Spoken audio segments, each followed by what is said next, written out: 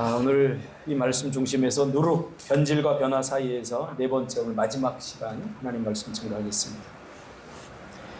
하나님의 구원의 세계에서는 의인들이 구원받는 것이 아니라 세리와 창기 같은 죄인들이 하나님이 값없이 베풀어 주시는 은혜를 인하여 주어진 믿음으로 말미암아 구원을 얻는다는 사실을 잊어서는 안 될 것입니다. 그런데 많은 그리스도인들이 이 사실을 망각합니다. 내가 언제 구원받았느냐? 우리가 죄인 되었을 때 구원받은 겁니다. 에베소서 2장 8절은 이 부분을 이렇게 요약하고 있습니다. 너희는 그 은혜를 인하여 믿음으로 말미암아 구원을 받았으니 이것이 너희에게서 난 것이 아니요 하나님의 선물이라.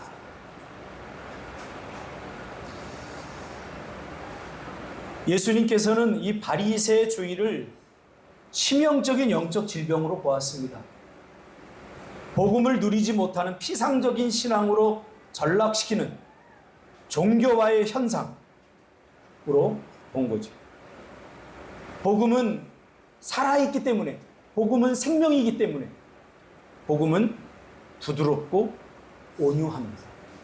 그래서 복음을 경험한 사람들은 부드러워집니다. 그리고 그 체온은 따뜻합니다.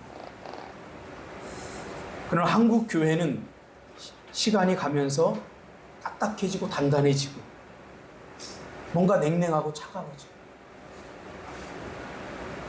나는 신앙생활 하면서 시간이 흐르면서 과연 부드러워져 가고 있는가? 내 가슴은 따뜻해져 가고 있는가? 한번 자신에게 물어볼 필요가 있어요. 준석 집사 어디 갔어? 그래. 아내를 위해서 희생하는구나. 우리 준석 집사한테 물어봐야지 좋은 답이 나오는데. 태안 집사는 사실만을 말해가지고. 뭐 없으니까. 태안 집사. 나를 만난 지가 한 20년 되나? 옛날과 지금 비하면 내가 좀 부드러워졌나요? 마지못해 대답하는 것 같아요. 많이 부드러워졌네. 굳이 비교한다면 누구처럼?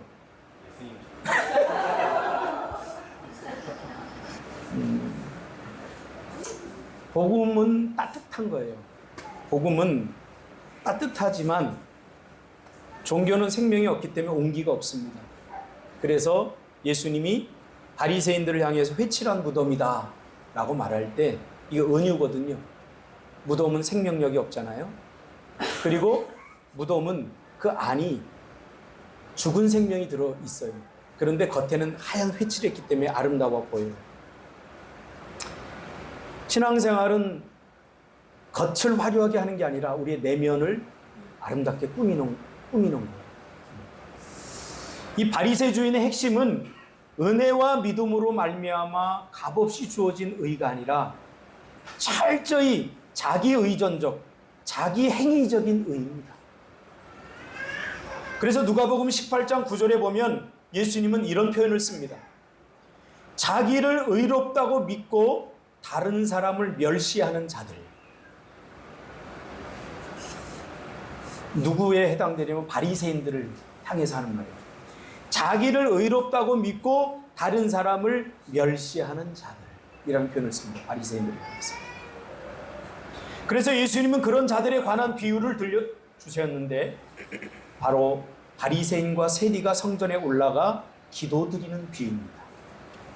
비유예요. 사실이 아니라. 근데 예수님의 비유는 그 당시에 흔히 볼 수 있었던 삶의 풍경을 그대로 그려냈어요.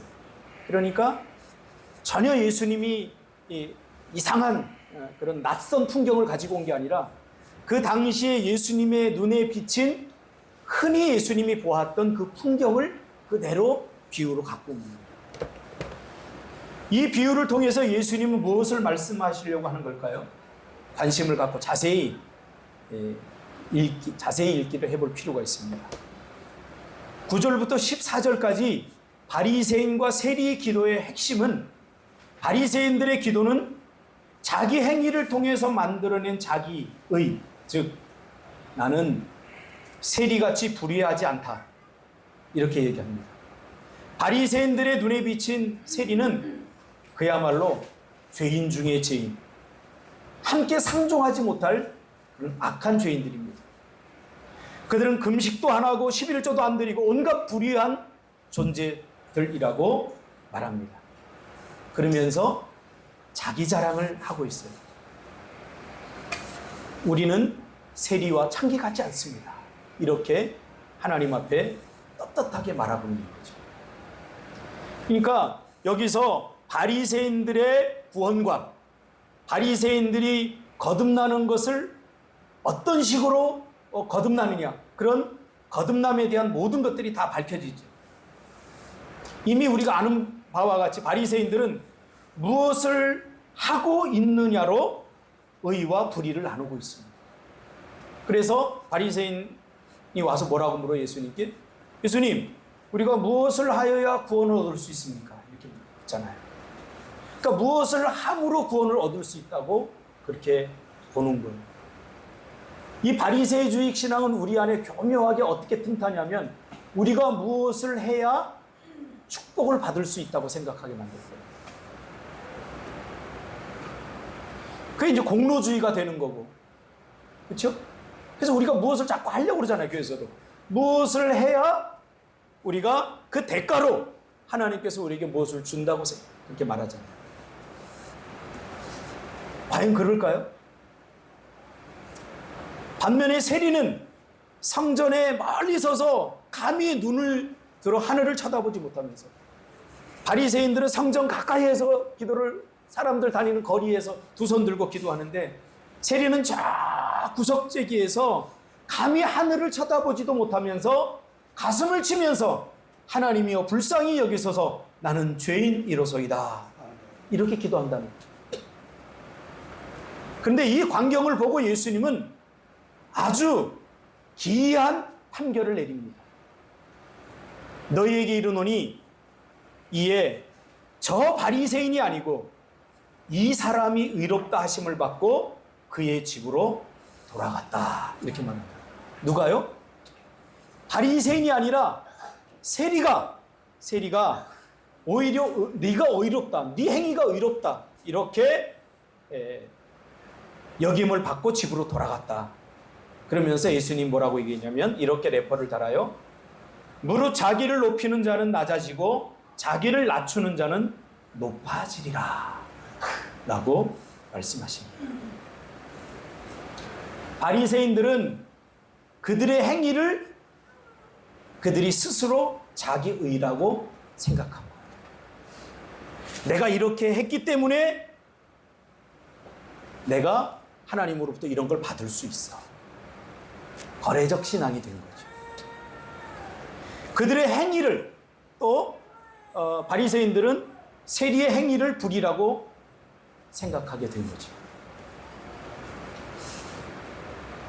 그러면 우리도 헷갈리잖아요. 그러면 바리새인들의 행위가 잘못된 건가? 그러면 그런 행위 할 필요가 없네? 그렇게 말하는 것이 아닙니다. 예수님은 마태복음 5장 20절에서 이렇게 얘기해요. 내가 너희에게 이르노니 너희 의가 서기관과 바리새인보다 더 낫지 못하면 결코 천국에 들어가지 못하리라 라고 말씀하십니다. 무슨 말입니까? 행위 자체가 잘못된 게 아니에요. 예수님은 행위 자체를 문제 삼은 것이 아니라 행위를 자기 의로 생각한 것이 문제라는 거예요. 자, 오늘 설교는 약간 어려울 수 있어요. 잘 처음부터 끝까지 잘 들어야 돼요. 제 설교는 약간 내러티브라 첫째, 둘째, 셋째 이게 없기 때문에 전체를 잘 꿰내야 돼요. 예수님은 행위 자체를 문제 삼은 것이 아니라 행위 자체를 자기 의로 삼은 것을 지금 문제라고 얘기하는 거예요. 구원은 바리새인들의 의를 능가하는 하나님의 의로 주어진 것이죠. 그렇죠? 그러니까 바리새인들의 그 행위가 잘못된 게 아니라는 거예요. 바리새인들의 행위를 뛰어넘는 어떤 것이 있어야 된다는 거예요. 그것이 뭐냐면 하나님의 은혜라는 거예요. 그래서 이거를 잘못 이해하는 사람들은 오히려 행위 무용론자들이 있어요. 야, 신앙생활 그렇게 열심히 해봤자 필요 없어. 다 하나님의 은혜야. 그러면서 자기가 해야 될 몫의 신앙생활, 책임들을 하지 않는 사람들이 있어요. 저는 그런 사람들을 향해서 이런 문장을 만들어 봤어요. 바리새인보다 더 악한 세리 같은 사람.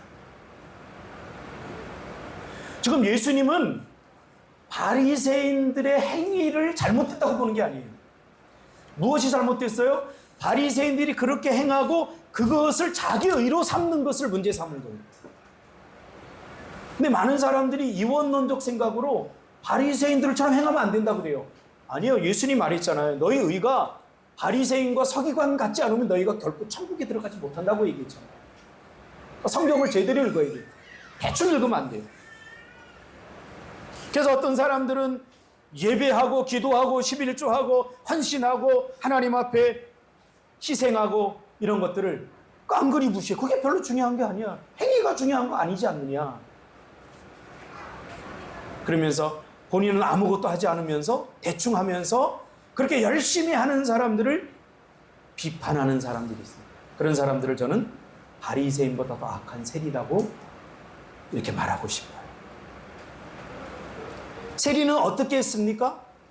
가슴을 치면서 불쌍히 여기서서 나는 죄인으로서이다. 이렇게 고백했어요. 마치 탕자의 고백과 맞물려 있습니다. 탕자가 아버지의 은혜를 깨닫고 다시 아버지 집으로 돌아가려고 딱 하니까 너무 양심에 가책이 되는 거예요.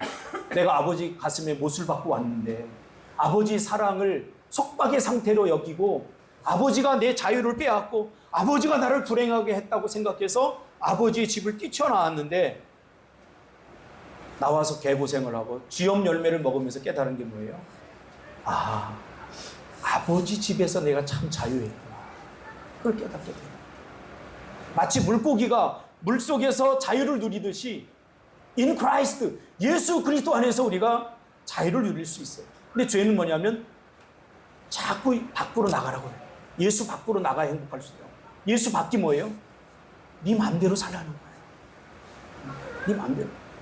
너 지금 교회 다녀서 신앙생활에 묶여 있어서 너 자유롭지 못해. 그러니 네가 하고 싶은 대로 해. 이렇게 하는 거죠. 그래서 양심에 찔렸던 이 탕자는 아버지 집에 내가 다시 돌아가면 나는 아들이라 부름을 받는 것에 적합하지 않은 사람이니 나를 품꾼의 하나로 여겨달라. 이렇게 아버지. 저는 이 말이 너무 마음에 와닿아요. 여러분, 이게 은혜의식입니다. 하나님이 우리에게 주신 의는 우리가 의로운 행동을 해서 준 게 아니라 선물로 주신 의. 너희가 그 은혜를 인하여 믿음으로 말미암아 구원을 얻었으니 이것이 너희에게서 난 것이 아니요 하나님의 선물이다. 여러분, 구원받기 위해서 여러분이 뭘 했어요? 아무것도 안 했어요. 심지어 믿음까지도 하나님이 우리에게 선물로 주신 거예요. 기독교와 세상 종교가 다른 점이 바로 그거예요. 다른 종교는 자기 행위로 나가야 돼요.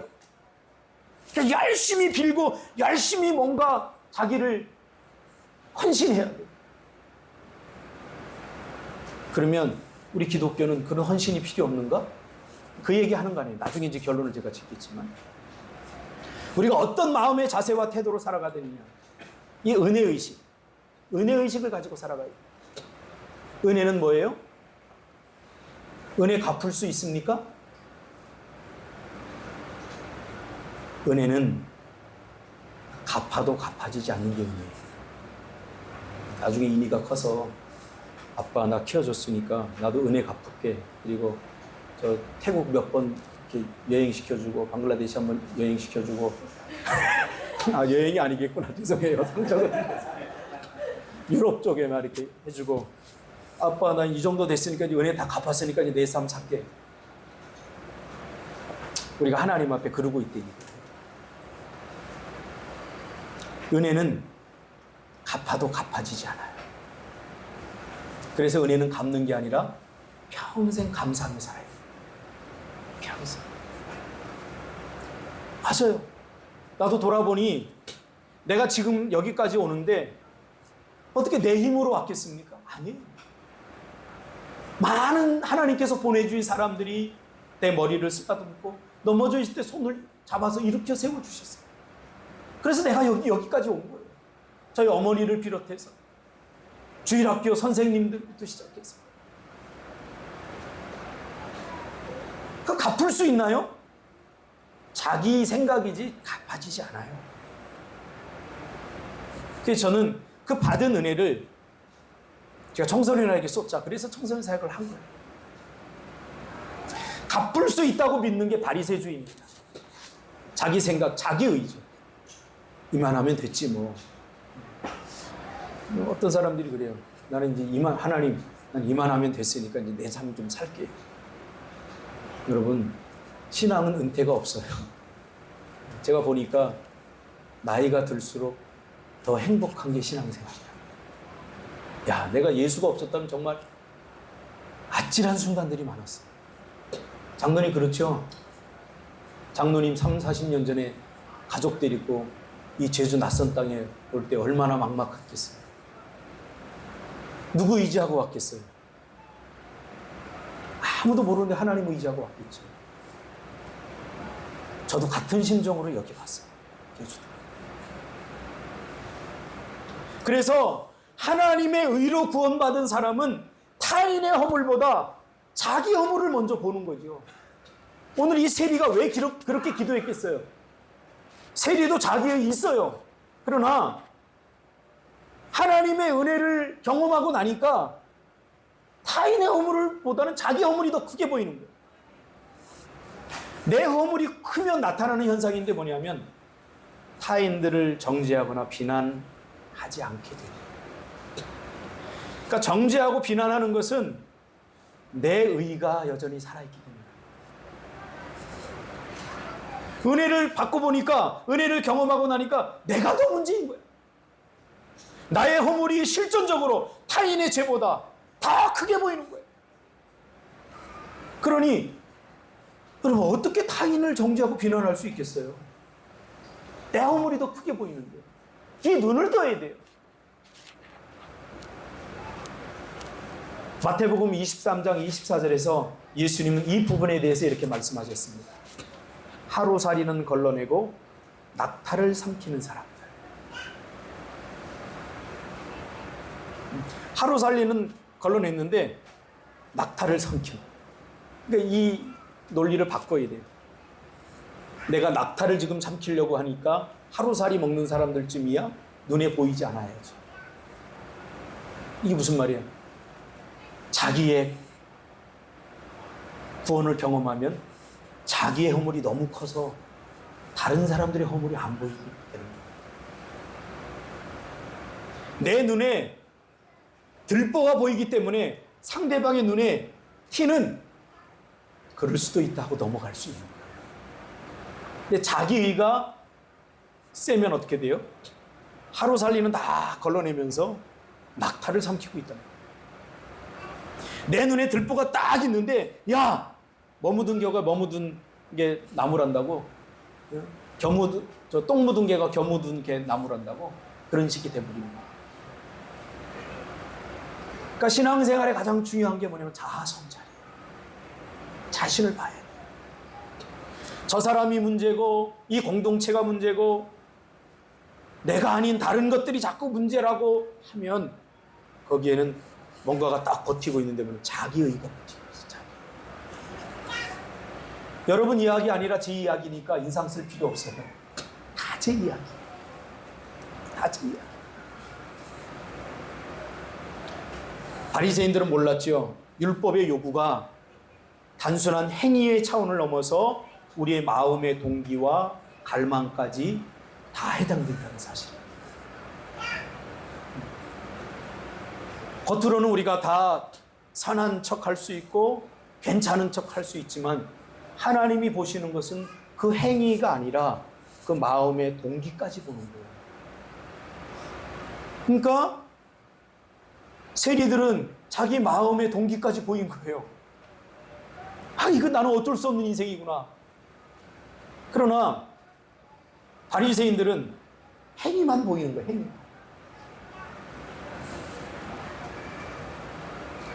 여기서 중요한 것은 그들의 마음의 태도입니다. 행위가 아니라 보이지 않는 마음의 태도. 신앙은 마음의 문제입니다. 예수님이 뭐라고 그랬어요? 마음이 내게서 멀도다.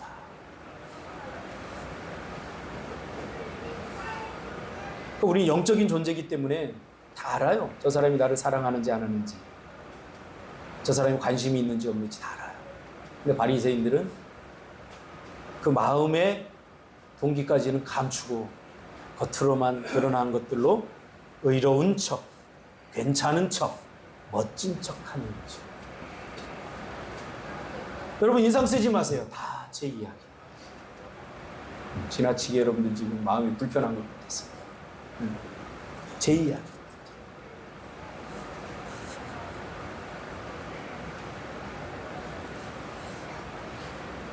이 세리들은 도저히 자기 행위로는 구원받을 수 없는 자들임을, 그래서 철저히 주의 은혜에 의존합니다. 여러분 구원 이후에도 역시 그러함을 깨달아야 돼요. 그래서 나를 불쌍히 여겨서서 나는 죄인입니다. 이 죄인의식이 바로 은혜의식이에요. 내가 언제 괜찮은 사람이 됐다고. 이런 태도가 중요합니다. 그러나 바리새인들은 이미 세리들을 차별하고 있어요. 너희들은 우리와는 달라. 우리같이 거룩한 무리에 너희들은 낄 수 없어요. 예수님은 분별하라고 그랬지 차별하라고 그러지 않았어요. 바리새인들은 자기 행위를 근거로 한 자기의라고 하는 우월감으로 구별된 삶이 아니라 차별하면서 살아가는, 우리 가운데도 다 있죠. 제가 제일 많이 하고 있어요. 믿음이 없는 사람 이렇게 차별. 이게 바리새주의예요.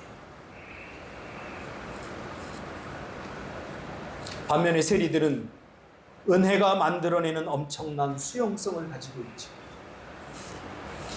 예수님의 마음과 맞닿아 있습니다. 죄를 지라는 얘기가 아니라 죄가 있는 것에 은혜가 더합니다. 정죄하는 것은 마치 자기는 죄를 짓지 않는 사람처럼 자기를 위장하는 위선이라고 말하는 거죠. 하나님 앞에 떳떳한 사람이 없어요. 다 마음속으로 다 죄를 짓잖아요. 그렇죠? 그래서 드러난 죄인, 드러나지 않은 죄인만 있습니다. 그래서 세리는 그 은혜를 경험하면서 모든 사람들을 바라보면서 다 수용한 거, 공감하고 이해가 되면서 수용할 수 있는 거예요. 그게 성숙함이에요. 그게 성숙. 그러니까 자녀들을 키워보면 알아요. 저는 자녀들을 키우면서, 전 딸만 셋 키우는데, 딸 낳고 싶지 않더라고요. 저는 굉장히 좀 와일드한데, 딸들은 굉장히 그냥 노는 것도 그냥 참자, 뭐 내가 조금 크게 얘기하면 화낸다고 생각하고 막 그러니까, 이거 쉽지 않아요.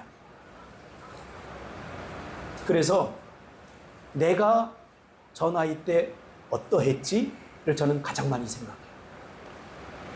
우리 애담이가 매일 하는 얘기가 있어요. 학교 가기 싫어.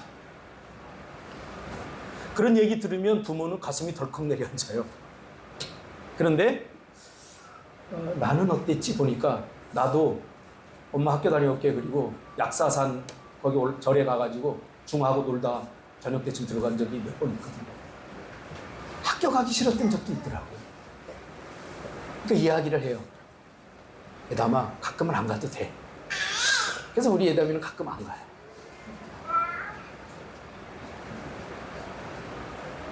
내가 겪어보니 이해하고 공감하는 부분이 생기더라고요.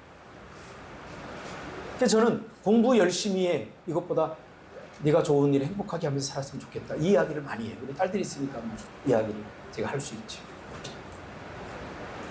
우리가 언제부터 의인이라고, 로마서 5장 8절에 보니까 우리가 아직 죄인 되었을 때 그리스도께서 우리를 위하여 죽으심으로 하나님께서 우리에 대한 자기의 사랑을 확증하셨느니라. 우리를 구원한 것은 우리가 죄인일 때, 다시 말하면 세리와 창기 같은 모습일 때 우리를, 그것보다 더 나쁜 사람이 또 우리를 구원한 거예요. 근데 구원받은 우리는 어때요?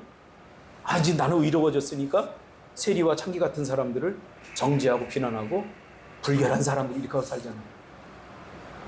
이건 복음을 제대로 경험하지 못하잖아요.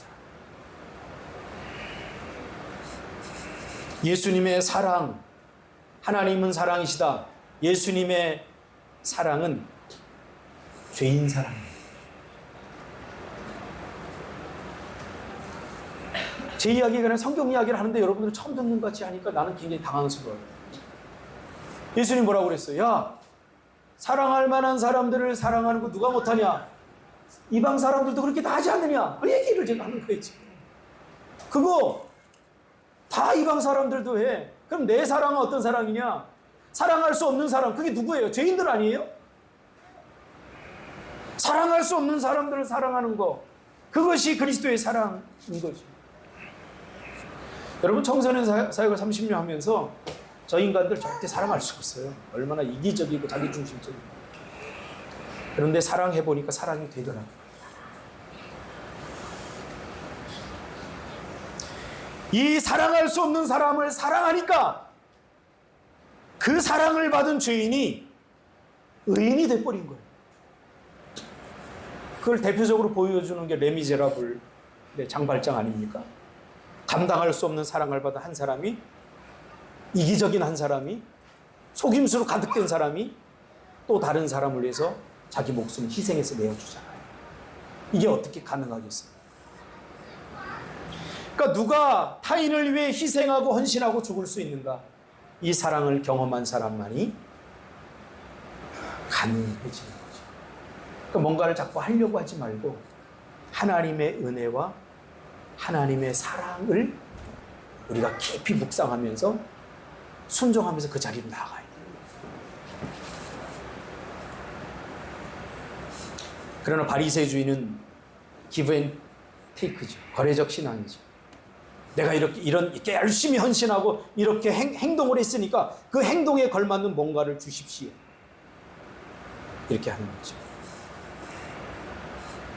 그래서 제가 자주 쓰는 말이 있지 않습니까? 십자가 은혜는 주고 또 주고 더 주고 그래도 모자란 것 같아 늘 아쉬워하죠. 이 십자가의 삶. 전부를 주고도 조금도 아까워하지 않는 사람. 다 죽어도 더 주고 싶은 사람. 그게 부모님의 사랑이잖아요. 하나님의 사랑. 의롭다고 인정받는 것이 자신의 행위에 있지 않습니다. 여러분이 이제 공로주의 내려놓으세요. 내가 하나님 앞에 열심히 이렇게 해야 복 받는다는 거 한국계 목사님들이 성경을 제대로 읽지 않아서 하는 이야기예요. 어떻게 성경이 그렇게 얘기해요? 오늘 결론을 짓겠지만. 그럼 또 그런 사람이죠. 그러면 이제 오늘부터 뭐 주일도 성수하다 내 마음대로 살면 되겠네? 그 얘기 하는 거 아니니까 잘 들으세요. 의롭다고 인정받는 것이 자기의 행위에 달려있지 않게 한 것은 하나님의 은혜입니다. 왜냐하면 의롭다고 인정받는 것이 자신의 행위에 달려있으면 불안합니다. 그 책임감 때문에. 신앙의 자유를 빼앗기는 것 같아요. 왜? 내가 열심히 해야지 하나님 복 주시니까 열심히 하죠. 네. 자기 행위에 소망을 두는 거예요. 그래서 내가 지금 이렇게 복 받고 사는 것은 내가 열심히 신앙생활을 했기 때문이라고 생각하는 거예요.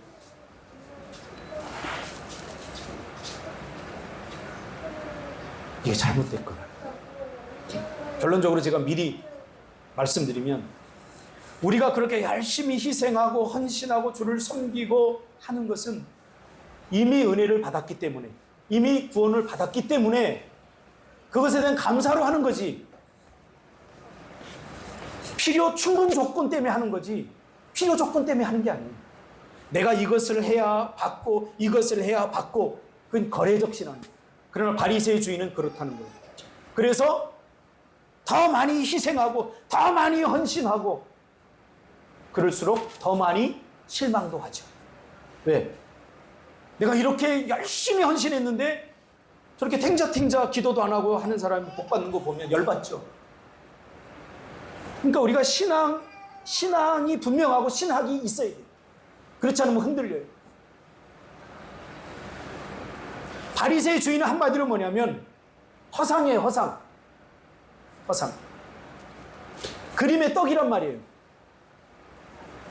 오늘 아침에 제가 어제 9시까지 잔디에 물 주고 나니까 허기 져가지고 먹고 자면 또 살찔 것 같아서 그냥 잤어요. 자고 딱 일어나니까 얼마나 배가 고픈지 집에 가가지고 엄청 많이 처먹었어요. 아침부터. 복숭아도 먹고 뭐 주는 대로 그냥 닥치는 대로 다 먹었어요. 배가 불러요. 그러나 그림의 떡은 우리를 배부르게 할 수 없어요. 바리새주의적 신앙, 허상이에요. 이렇게 하는 거 알고 저렇게 하면 알고 다 머리로 하는 거 지식적인 신앙이에요. 전 인격적으로 다가가요. 믿음은 허상이 아니라 실상입니다. 실제적입니다. 여러분 기도하면 믿음으로 기도하면 응답됩니다. 믿음으로 기도하면 기적이 일어납니다. 그러나 바리새적 신앙은 믿음으로 기도하면 응답되는 걸 알아요. 그러나 왜 기적이 일어나지 않죠? 이렇게 나가는 거예요. 그림의 떡. 떡은 보이는데 이게 그림의 떡이라 그래요. 그러니까 기도에 목숨 걸지 않게 되죠. 다 형식적으로 하게 되는 거예요. 왜? 열심히 하면 자기만 손해니까. 순종하면 자기만 손해니까. 이게 종교적 신앙인 거예요. 그래서 교회는 나오고 겉모습은 크리스찬이라고 하는 옷을 입은 것 같은데 그 내면을 들여다보면 믿음이 없어요. 예수의 생명이 없어요. 이런 경우가 허다하다는 거예요. 그러므로 바리새주의는 공로주의로 갈 수밖에 없습니다. 한국 교회는 이것을 상급의 문제로 풀어냈어요. 상급. 이게 잘못된 거죠. 이미 구원받았기 때문에, 이미 은혜를 받았기 때문에 그 은혜에 감사해서 우리가 희생하고 헌신하는 것이 조금도 힘들지 않은 거죠. 그래서 제가 샘물의 원리를 이야기했잖아요. 샘물은 이 안에 물이 솟아나는 그 원천이 있어서 계속해서 물이 나와서 차서 흘러넘쳐요. 이 원리로 우리가 헌신하고 봉사해야 되는 거예요. 하나님의 은혜가 우리 안에 있기 때문에.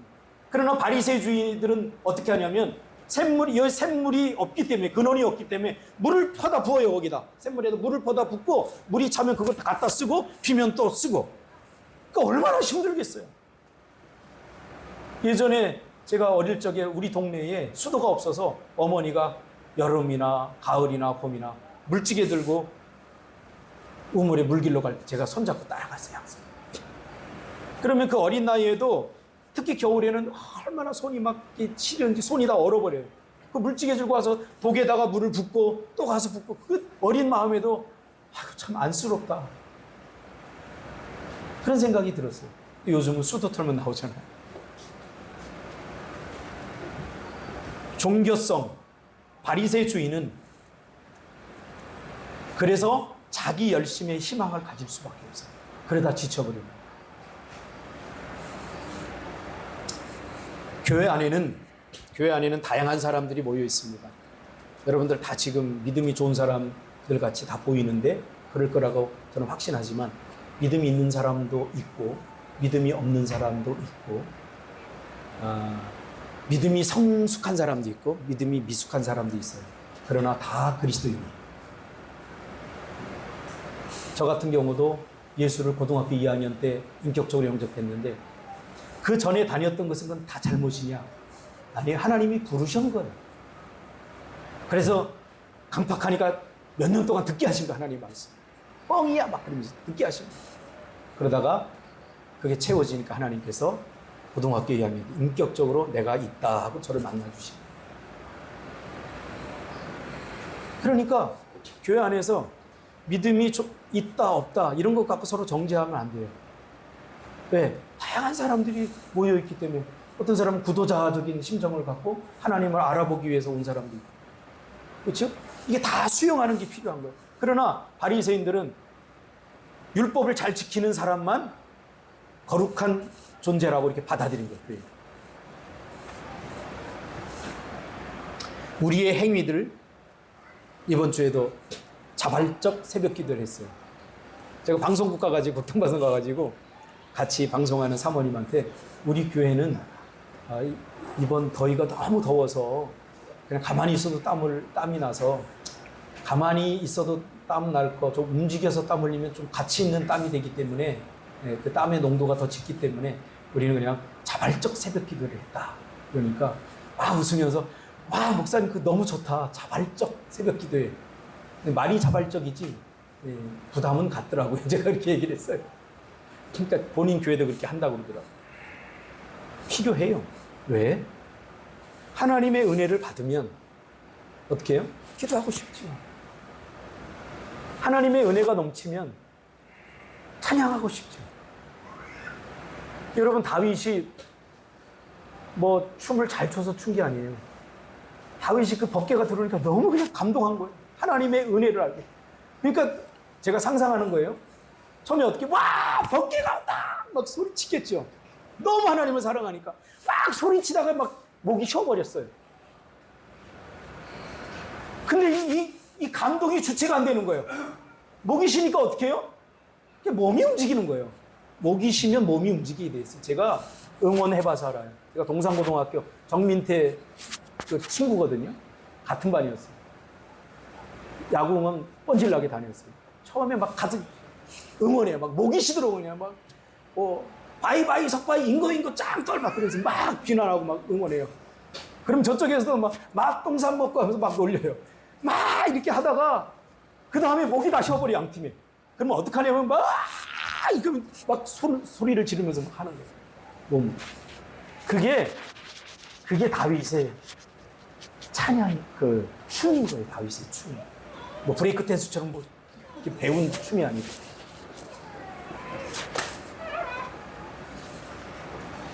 우리는 복 받기 위해서 뭔가 액션을 취하는 인생이 아니라 이미 받은 복을 확인하고 누리기 위해서 행동하는 거예요. 절대로 잊지 마세요. 신앙생활은 옳고 그름이라고 하는 이원론적 생각으로 답이 정해져 있지 않습니다. 자꾸 정형화시키고 체계화시키려고 하지 마십시오. 신앙생활은 불확실함을 살아가는 거예요. 제가 늘 이야기하잖아요. 앞으로 나는 지금 56세인데 57세를 한 번도 살아보지 못했어요. 그래서 57세에도 의 삶도 나에겐 개척의 삶이에요. 이런 마음으로 살아야 돼요.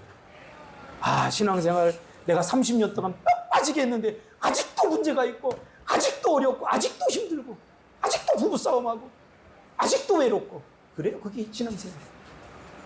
중요한 건 뭔지 아세요? 그러면서 하나님과 더 가까워지고 이건 분명히 말할 수 있어요. 이건 분명히 말할 수 있어요. 부부싸움 한 날은 하나님을 꼭 껴안고 잡니다.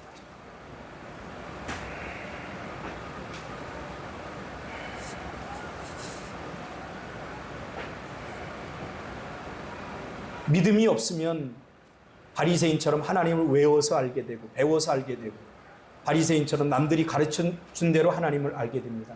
그러면 신앙생활이 자연스럽지 않습니다. 뭐든지 자기가 직접 경험하고 배워야 자연스럽죠.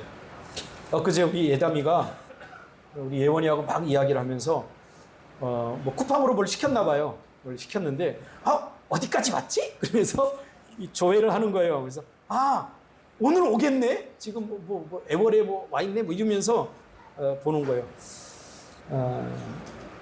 그 앱이 있잖아요. 저도 앱을 깔았는데 저는 그 앱을 사용한 적이 없어요. 문득 쿠팡이 참 잘한 게 있다 이런 생각이 들었어요. 이제는 사람들이 빨라서 되는 시대가 아니라는 것을 빨리 캐치한 거죠. 빨라서 되는 것에 만족 못 해버리는 거죠. 어떻게 해요? 이제 초고속 시대죠. 이제는 내 물건이 오는 것을 보고 싶어 하는 거죠. 빠른 것을 떠나서. 그래서 빠른 속도를 보이는 속도로 만드는 거죠. 그렇죠? 그러니까 보이지 않으면 쿠팡이 아무리 빠르려고 해도 도대체 언제 오는 거예요, 제주도까지? 그러잖아요. 근데 보이면 어때요? 조급해하지 않아요. 보이니까 어디까지 왔구나. 며칠이 몇 시간 후면 오겠구나. 그래서 사람들을 기대하고 편하게 기다릴 수 있게 하듯이 믿음의 세계도 마찬가지예요. 믿음이 있으면 보입니다. 내 고난이 언제까지 지속될 것인가? 믿음은 뭐예요? 바라는 것들의 실상이요, 보이지 않는 것을 증거하는 거죠. 그러니까 믿음을 일반적인 소설의 은혜로, 문학의 언어로 바꾸면 믿음은 상상력이에요. 상상력이 있어요. 믿음이 있으면 그래서 미래를 볼 수 있죠. 응답이 보이면 굳이 하나님 빨리 응답해 주세요, 이렇게 하지 않아도 조급해 할 필요가 없죠. 느긋하게 기다릴 수 있죠. 믿음이 있습니다. 그렇죠? 저 지역이 언제 바뀌지? 아빠 그랬어요. 언제 변화되지? 그래, 믿음이 있으면 그래, 나 때는 더 했지. 조금 있으면 변화될 거야. 믿음이 있으면 보이는 거예요. 제가 청소년 사역을 하면서 상담을 하면서 부모님들에게 항상 하는 말이 그 말이에요. 뭐 엄마는 안 그랬어요? 뭐 아빠는 안 그랬어요? 안 그런 것처럼 그래요? 쌩까고. 믿음이 있으면 보입니다. 그러나 바리새주의는 이게 불가능합니다. 그래서 믿음의 눈을 뜨면 감사가 넘치더라고요. 고난이 저주가 아니라 나의 변화를 촉구하는 하나님의 간절한 소망임을 알기 때문에 고난 가운데 하나님 이 문제 해결해 주세요 라고 문제에 매달리지 않고 고난 가운데 나의 변화를 위해 애쓰게 되어 있습니다. 하나님, 나의 무엇이 변화되어야 되나요? 나의 무엇이 바뀌어야 되나요? 이렇게 되는 거죠. 설교를 준비하면서 참 감사하더라고요. 저는 과일을 좋아하는데 요즘 먹고 싶은 과일 제가 사 먹을 수 있거든요. 참 감사해요. 심지어 두리안도 사 먹는다요. 두리안도 사 먹어요. 여기 가면 두리안 카페 있어요. 한 번인가 갔지만 그래도 먹고 싶을 때 사 먹어요. 아껴서. 너무 감사한 거예요. 뭐 제가 이렇게 얘기하면 끝까지 그가 그렇게 말할지 모르지만 저에게는 엄청난 거예요. 어제는 잔디 물을 주면서 너무 감사하더라고요. 야, 잔디 이렇게 물을 주니까 땀이 흘리면서 6kg 빠졌어요. 할렐루야. 네, 요즘 살만해요, 제가. 수영장 가면 옛날에 배가 올챙이처럼 나왔는데, 그래서 물속에서 안 나왔는데 요즘은 조금 물속으로 나와서 걸어 다니기도 해요. 정말 감사해요. 믿음의 눈을 여니까 이게 하나님께서 나에게 예비해 놓으신 것들을 보니까 염려하고 걱정해 그렇게 할 필요가 없다는 게 보이니까 곧 주실 건데 조금만 참으면 기다릴 건데 어떻게 기다릴 거냐, 이게 문제죠. 저는 기도하면서 기다리고 말씀에 순종하면서 기다리고, 그러니까 요즘 삶이 좀 행복해요. 자기의, 내 의가 사라져야 생명이 있는, 살아있는 감동의 신앙인이 될 수 있습니다. 어제는 제가 저 밭에 갔더니 노란 참외 하나가 익었더라고요. 이게 웬 참외냐면 옥미양 집사님이 오이인 줄 알고 심어 놓았는데 나한테 그러더라고요. 목사님, 나 오이 심었다요? 그러더라고요. 제가 가보니까 아무리 봐도 오이가 아니라 참외인 거예요. 그래서 집사님 혹시 참외 아니에요? 그러니까 아닌데요? 나 오이 갖다 심었는데. 그러니까 그 참외 표현이 참 오이 이렇게 쓰잖아요. 그렇게 쓴 그 씨앗을 갖다 뭐 이렇게 심은 모양이에요. 그래서 노란 참외가 하나 달렸다. 때가 되면 열매가 열립니다. 너무 조급하지 마세요. 하나님은 여러분을 너무 사랑하셔요. 여러분들이 여러분 자녀를 사랑하는 것보다 하나님이 여러분을 더 많이 사랑하셨어요. 그래서 염려하지 마세요. 걱정하지 마세요. 두려워하지 마세요. 기도하겠습니다. 하나님, 나중에 우리가 죽으면 천국 가는 것에 대한 소망이 아니라 지금 살아가면서 천국이 내 삶에 들어오기를 원합니다. 예수가 성령으로 내 안에 들어오듯이 예수와 함께 우리의 삶도 천국으로 임할 수 있도록 하나님 붙잡아 주옵소서. 우리가 하나님 앞에 진실해지기를 원합니다. 솔직해지기를 원합니다.